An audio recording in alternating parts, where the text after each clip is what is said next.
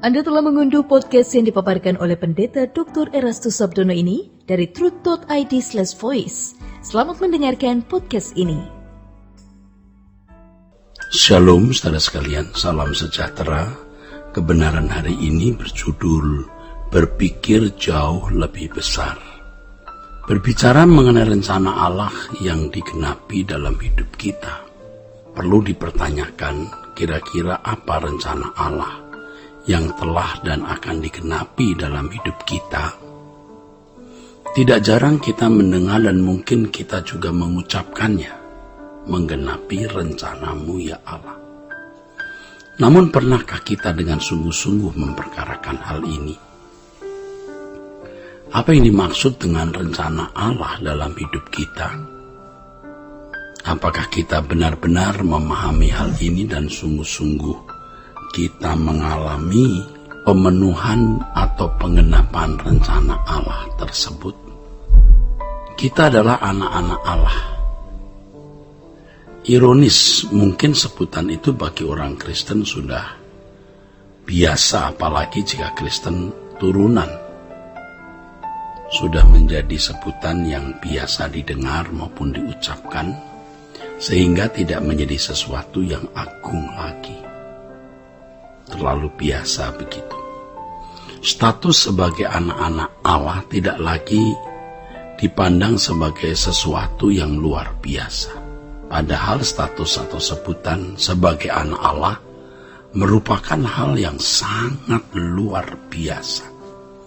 Tidak ada agama di dunia ini yang memiliki pengajaran tentang hubungan antara Allah yang disembah dengan umat sebagai hubungan bapa dan anak.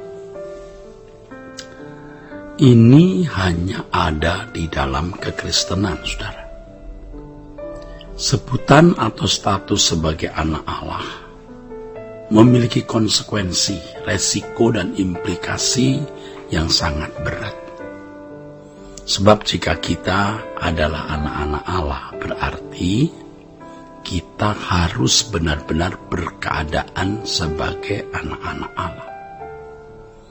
Itu berarti kita pasti berbeda dengan orang-orang yang tidak mengenal Allah sebagai Bapaknya. Itulah sebabnya dalam 1 Petrus pasal 1 ayat 17 dan 18, firman Tuhan mengatakan, dan jika kamu menyebutnya Bapa, yaitu Dia yang tanpa memandang muka menghakimi semua orang menurut perbuatannya, maka hendaklah kamu hidup dalam ketakutan selama kamu menumpang di dunia ini. Sebab kamu tahu bahwa kamu telah ditebus dari cara hidupmu yang sia-sia yang kamu warisi dari nenek moyangmu itu, bukan dengan barang yang fana.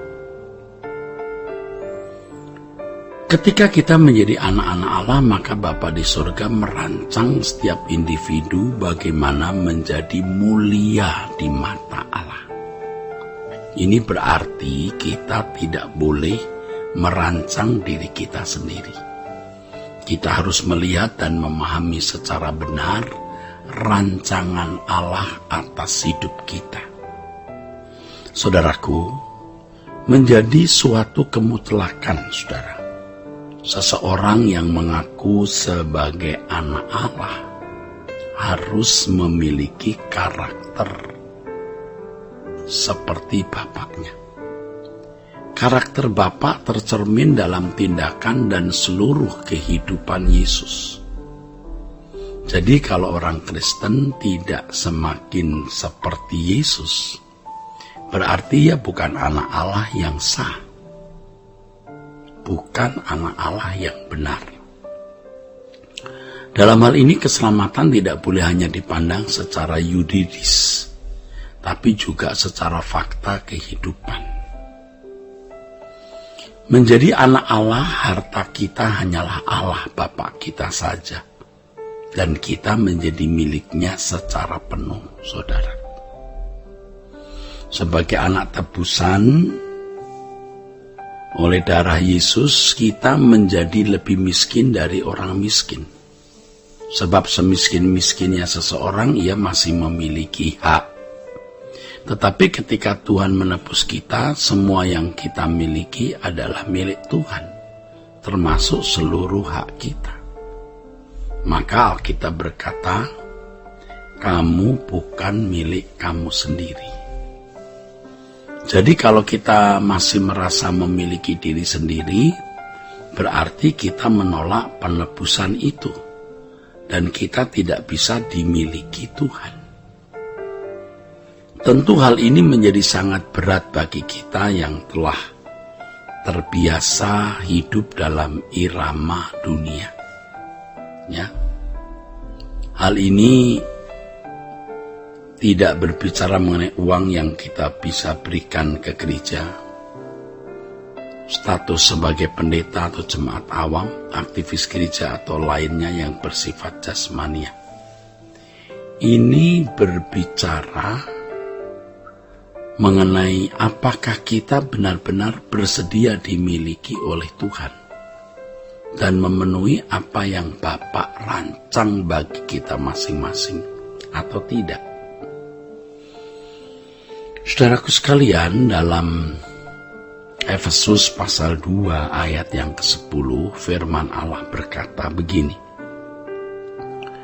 Karena kita ini buatan Allah, diciptakan dalam Kristus Yesus untuk melakukan pekerjaan baik yang dipersiapkan Allah, yang dirancang Allah sebelumnya, supaya kita hidup di dalamnya, supaya kita mengalaminya. Itu kira-kira maksudnya, saudara.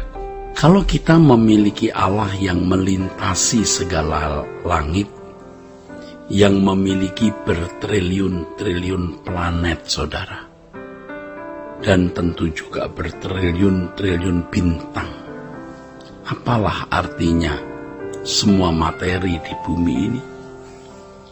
Apalah artinya semua kekayaan di bumi ini? Apalah artinya dengan durasi waktu hidup kita yang hanya 70 tahun? Tidak ada artinya sama sekali, saudara. Jadi kalau kita sebagai orang Kristen masih berpikir betapa hebatnya Allah menuntun bangsa Israel dari Mesir ke Kanaan, dan itu dianggap sebagai nilai tertinggi yang dimiliki Allah dengan berkat mujizat-mujizat yang bisa kita alami, betapa miskinnya kita. Artinya kalau kita mengukur kedahsyatan Allah hanya dari tindakan-tindakan Allah secara lahiriah yang dapat kita pahami. Karena Allah memiliki kuasa yang jauh melampaui pikiran kita. Tentu kita tidak menyangkal kehebatan Allah yang Allah tunjukkan dalam perjalanan bangsa Israel dari Mesir ke Kanaan. Laut terbelah, Yeriko dirobohkan, mana diberikan limpah setiap hari, dan segala berkat lain. Tetapi itu belumlah berarti jika dibanding Allah yang akan membawa kita melintasi segala langit. Dan kita akan tinggal di langit baru dan bumi yang baru. Itu luar biasa. Mari kita berpikir dengan pikiran yang jauh lebih besar. Ya, mari kita berpikir dengan pikiran yang jauh lebih besar.